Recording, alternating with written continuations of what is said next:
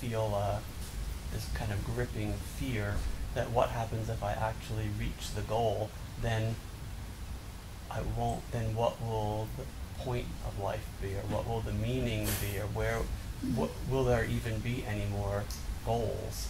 So I think it may be similar to what we've just heard of, like, am I absolutely sure I want that? Well, it's a really honest thing to say, but no, there are no more goals.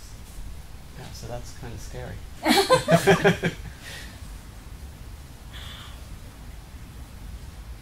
It's almost like every moment, and in the absolute sense there's only one moment, you reach your goal.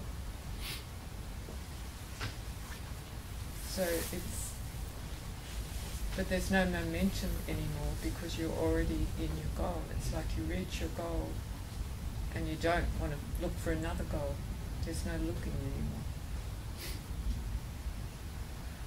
And you feel completely at ease, completely contented in that sense. And it's not like you still have your senses and your life, and you're personal to an extent. You're still a human being, but all that momentum towards going towards something. Oh, this will satisfy me. No, this will. That all goes. How about excitement? Excitement, very, very little, very, very occasional. And that's what the boredom is. It's because it's not exciting as you see exciting as excitement used to be anymore. And at first I did miss it a little bit. The excitement before you go for a holiday or something like that. That does go, and at first it took me time to adjust to it. There was a bit of, I don't feel that anymore. But then again, before I went to the dentist, there was no anxiety.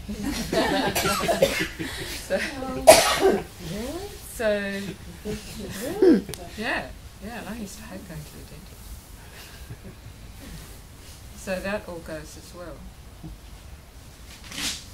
So the lead up to things goes. It's like you're a kid a child who doesn't know what's going on, doesn't know what's happening, but you've got the experience and maturity to exist in the world.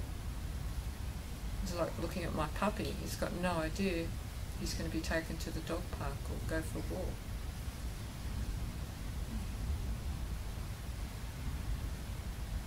So it's like that. You realise you've got no idea what's going to happen. And the goals are only used for security, so you think you've got some idea of what's going to happen. It's hard to imagine what it would be like to live without goals, without wanting something. It's quite amazing. It really is. It takes a long time to get used to it, and people don't talk about that much, but it does after that point of enlightenment. But it's just amazing. You go more and more into this unknown state where you really you realise you've got no idea what's going to happen, and you don't want to know what's going to happen. It's just incredible. But it becomes so natural that it just feels quite ordinary. There's not all these bells and whistles all the time. And so don't worry about them. In the Heart Sutra that we recited last night, the end of that, in the interpretation I've heard, is that one is always going on beyond, one is always becoming Buddha. So I've always understood from that you may think that there's no goal, but actually the goal continually repeats itself, because you're always becoming. That's what I sort of meant. There's a goal every moment.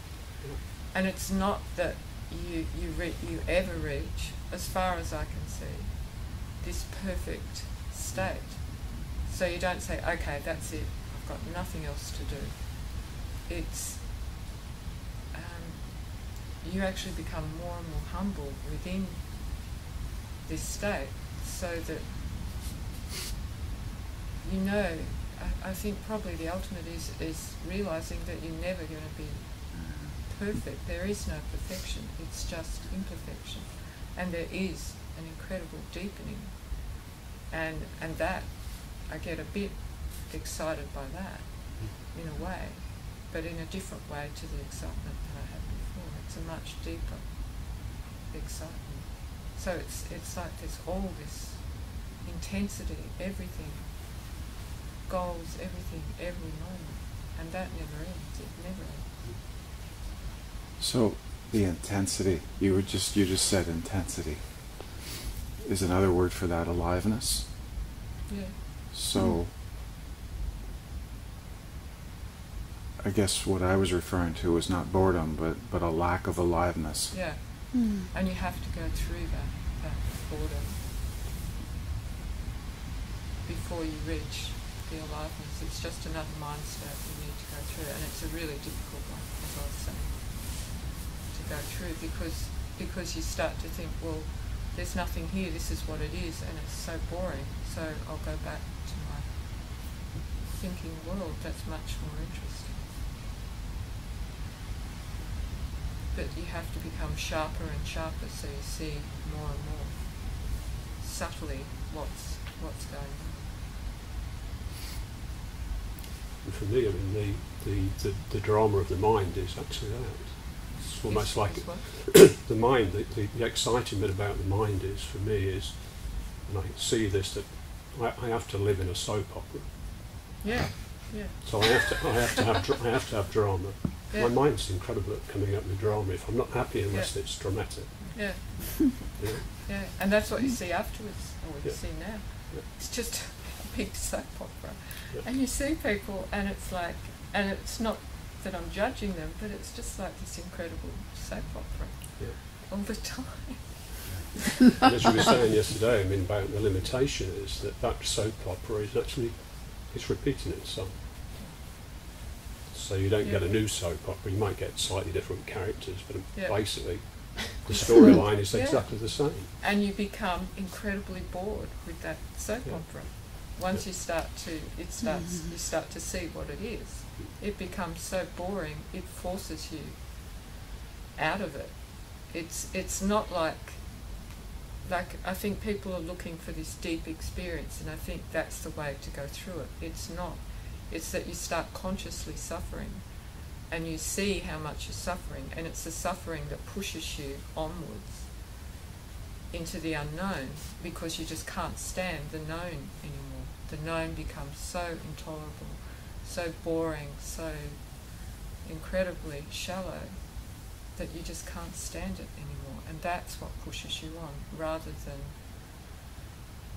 the calmness, the peace, all that sort of stuff.